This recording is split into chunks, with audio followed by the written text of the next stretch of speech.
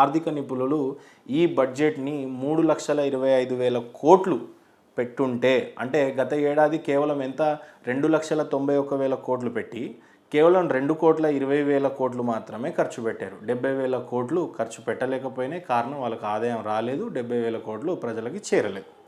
అదే రూపంలో చూసినట్లయితే ఈ ఏడాది 3,25,000 కోట్లు పెట్టుంటే కనీసం 2,90,00,000 ఖర్చు పెట్టి ఇంకో 40,000-50,000 కోట్లు షార్టేజ్ ఉన్నప్పటికీ ఈ రాష్ట్రాన్ని డెవలప్ చేయడానికి సరిపోయే నిధులు అవి అని ఎక్స్పెక్ట్ చేశారు ఆర్థిక నిపుణులంతా కూడా.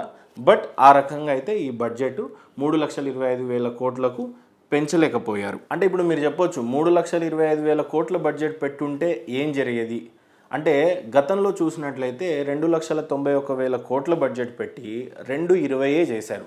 అంటే చాలా శాఖలకి నిధులు కొరత అనేది వచ్చింది. ఉదాహరణకు చెప్పాలి అని అంటే రుణమాఫీ చేస్తాము అని అన్నారు. అయితే గత బడ్జెట్లో గత ఏడాదిలో రుణమాఫీ కోసం అంటే మొత్తం బడ్జెట్ 46,000 కోట్లయితే అంటే వ్యవసాయ శాఖకి, అందులో రుణమాఫీ కోసం పెట్టినటువంటి బడ్జెట్ 26,000 కోట్లు.